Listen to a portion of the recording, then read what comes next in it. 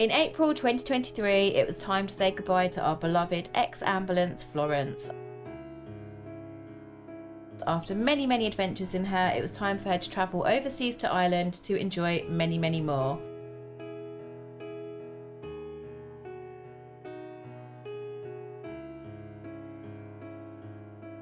So say hello to Terry, our ex-DPD van. After looking on social media for ideas on how to convert him, we tried every idea going, and funnily enough, none of them seemed to work. So off we set, all hands on deck, and doing it the good old-fashioned way.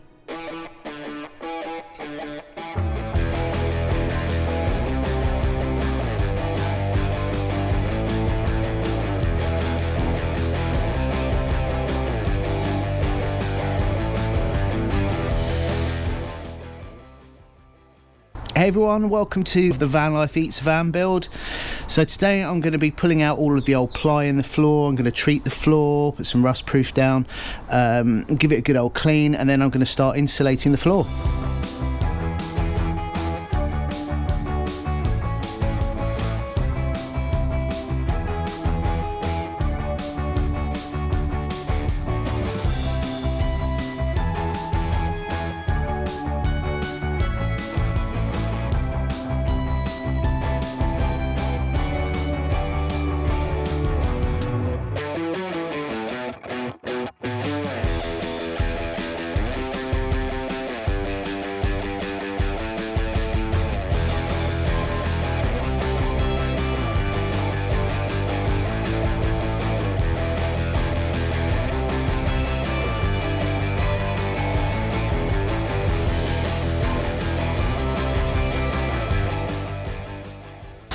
Okay, so we got all the flooring out. It's quite hard work actually. Some of the bolts were a bit stubborn. I ended up having to angle grind a few bolts off, and we pulled it all off. As you can see, I've got the team in. Say hi, kids. Hi. Couldn't do it without them.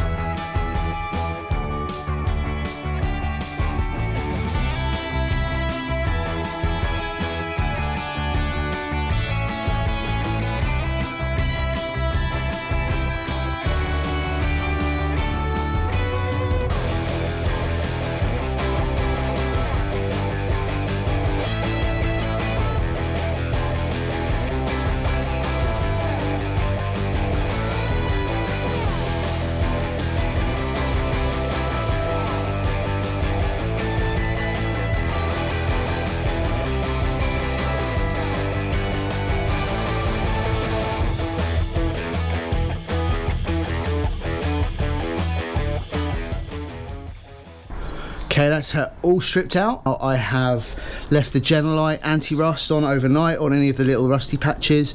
Ready to do the red oxide paint now. All primed up with red oxide metal primer. Now, I did go overboard. I don't think you can go overboard, to be honest, when it comes to rust. Horrible stuff. I wanted to do a proper job on this one, so I rubbed it all back, scraped all the rust off, treated where the bare metal was, where the rust existed, and I've treated that with Genelite, which would turn all the rust black, but obviously there was no rust, so it was good to let that soak overnight. And then I've coated it now in this red oxide metal primer. It does say direct to rust, so I probably could have just put that straight on top, but you know, let's do things properly. This is the point where I'm going to start laying out all my battens now, which is the point where you need to start thinking about your layout. Now, I know exactly what I'm doing for a layout. That's on another video. That's definitely worth checking out, how we used Vanspace. I'll put the link below, but Vanspace is amazing for planning your layout. So we've done a really cool layout that's going to work for us. This van is going to be the ultimate travelling kitchen.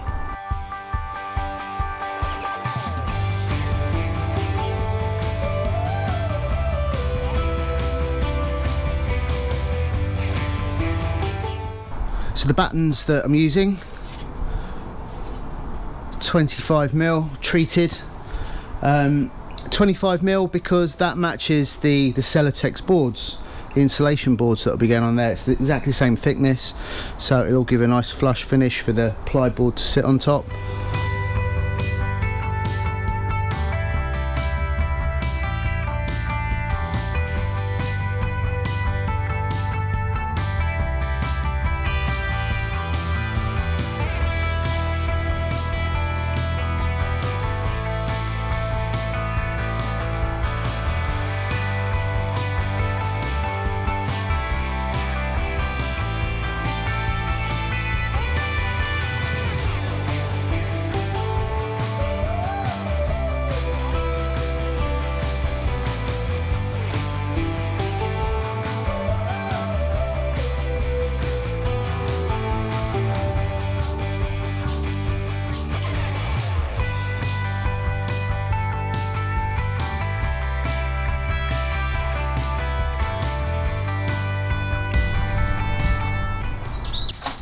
So before I do the ply flooring, I'm just going to pop up the sound deadening kill mats. They just go on the panels on the wall. They just help with a bit of density and yeah, soundproofing of the van really. So I've got quite a few of those. I think I've ordered too many, but I'm going to stick them everywhere. I'm going to stick some on the ceiling, I'm going to stick them on the panels on the side. I'm just going to cover it everywhere, and so I'm going to do that now.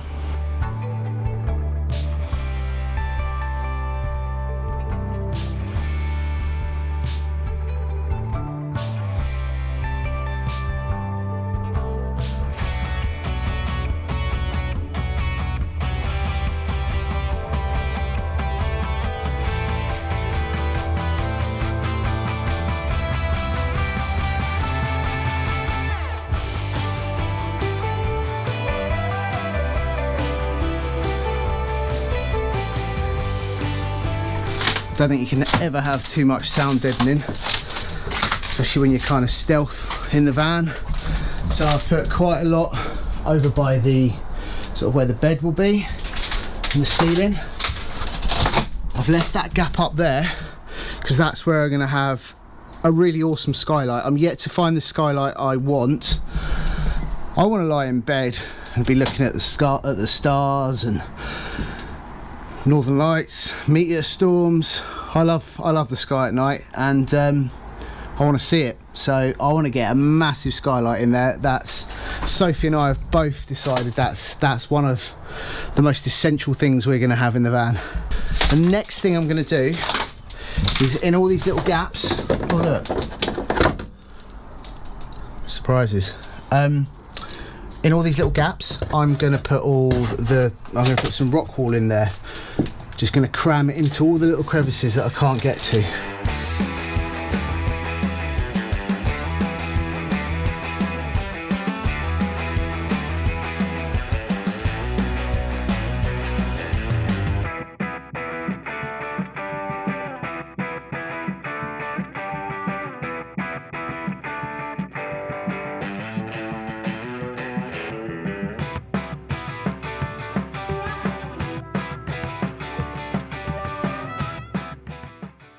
So welcome to day 3 of the Vanlife Eats a van build.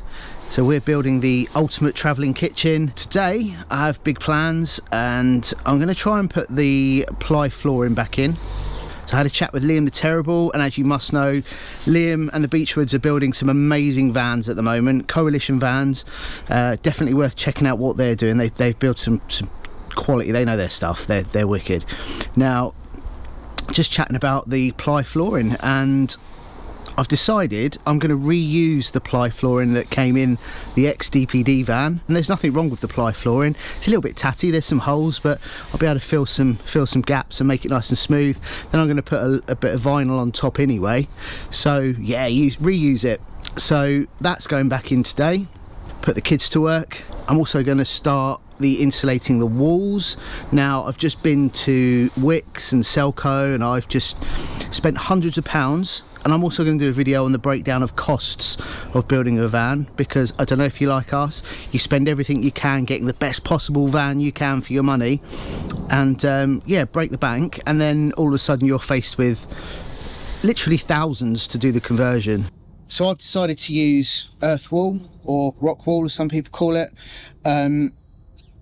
I know it's not a very nice product, and it gets in your throat, it's fibrous, and it's just a bit horrible, but the rock wool's better for sound. Now I opted for sound over heat. When I have the diesel heater on, I'm never really cold. It's fine. The winter, you know, get the thermostat on the go. I can make do, it's fine. I always put more layers on, walk around the van in my slippers. It's a pretty sight. But yeah, noise outside, and sometimes when you're parked up, I don't want people to know that I'm in there watching telly or you know, just music playing and things like that. I want to be able to do that. I want to feel fairly secluded. So to me it's important, sound deadening, and also some decent glass as well, so people can't see the light coming through, with some nice blackout blinds or curtains.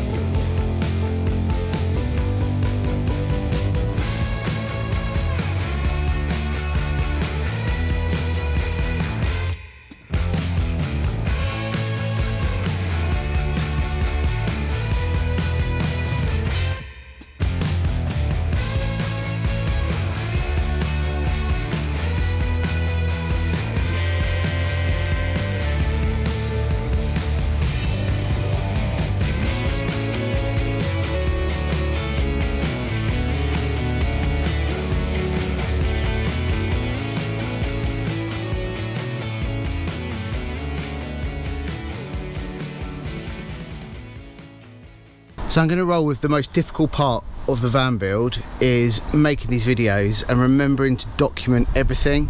I'm trying my best, but sometimes you just want to get stuck in and you forget that the GoPro needs turning on for the time lapse and forget to kind of explain what you've been doing or what I've been doing. So here we are. I am now on day 4 of the van build, and as you can see, we have done the whole vapor barrier, the whole floor's insulated, the ceiling is insulated, everything is rust proofed, all red oxide painted. Yeah, I'm really happy. It's coming on really well. So day 4, I'm going to finish doing the ribbing for along the sides so that I can start then putting the cladding on. Now the weather is terrible. I'm going to be working inside the van a lot. I'm going to be climbing around all of the wood, tools, mess. It's just a mess, but it's better than being out there in this horrible weather. Such a contrast from yesterday that was beautiful, but yeah, today is miserable. So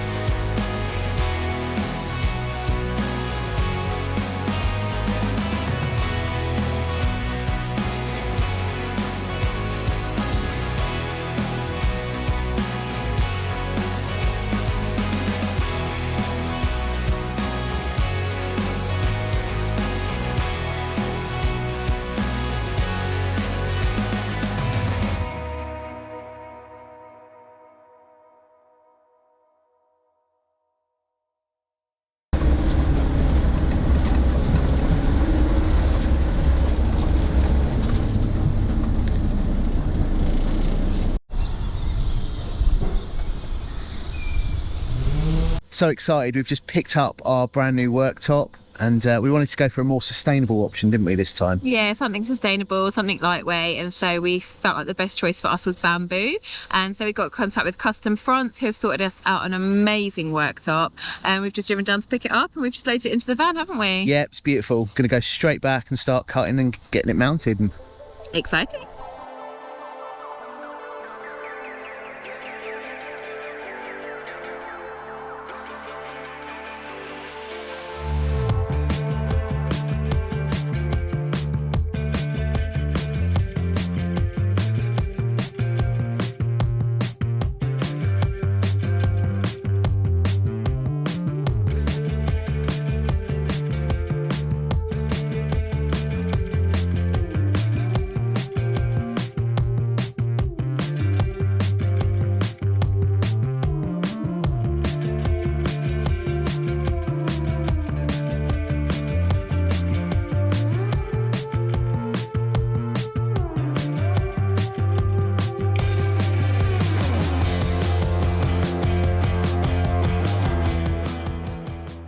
so Soph and I were so excited, we've completely forgot to show you the bit of the wood before we cut it.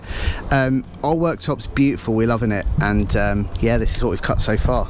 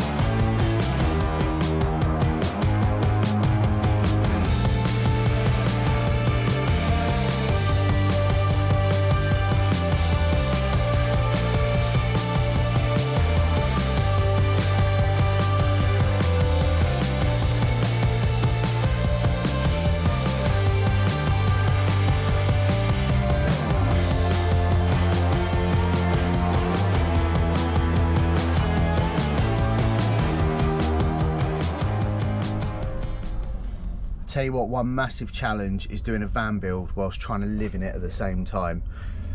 There's just a bed full of sawdust and just crap.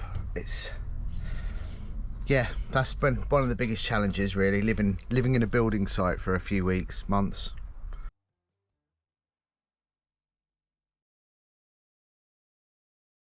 Okay, so my advice on water pumps, don't bother with the cheap crap. Okay, to start with, okay, this was £25, the Sureflow one was £65. Funds are extremely low. This has cost way more than I intended. It's now turned into a full-on budget build.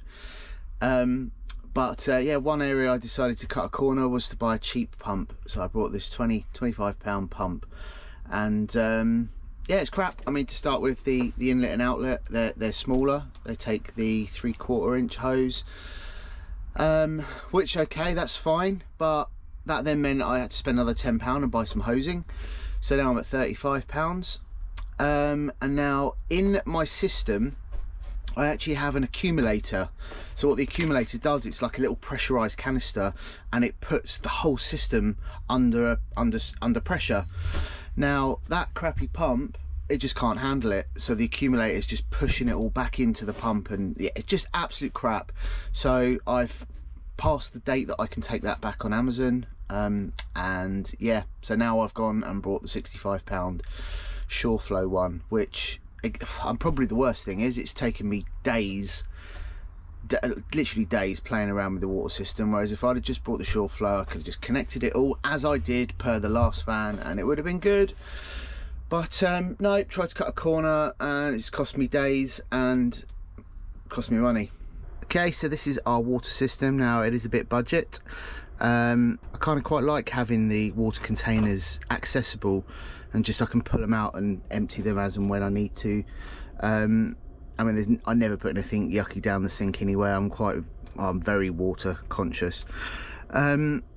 So yeah, I quite like it this way rather than filling up on the outside like some people might find easier. I guess that's better if you're staying at campsites a lot, and I'm not. I quite often just rock up at friends' houses and I'm asked to use their tap and just fill up my bottle of water.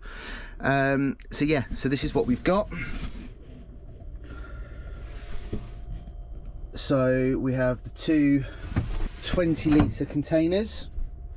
They are kind of wedged in there. I will put a strap around them, but yeah, two 20 litres, both the same size, so I know that if I'm running out of water in the freshwater feed, I know that the grey water's going to be close to filled. Obviously you have to take into account things like pasta water and things like that. Okay, so following it round, we've got the fresh water gets pumped by the pump, and then that's the SureFlow 7-litre pump, and that pushes it round into the accumulator, which then puts everything under pressure. Then it sends around into a water filter that is replaceable. I replace that every sort of 3 months, about £15. Just gives you a bit more flexibility of where you fill up. So then that comes through and it's then split. It then goes up straight up into the to the cold feed on the tap, but also it backs up into, where is it, that yeah, that pipe there, following that one along, then goes into our Red Ring electric water heater. There's the specs of that. To be quite honest, it's not often on. I rarely use it, but it's nice to have the option of having it should I need to. It's a bit borderline, my wiring in the back, for using something as powerful as that. The power consumption is fine, especially in the summer. But yeah, I'll talk about that another time. But yeah, that comes back around then up into the hot tap.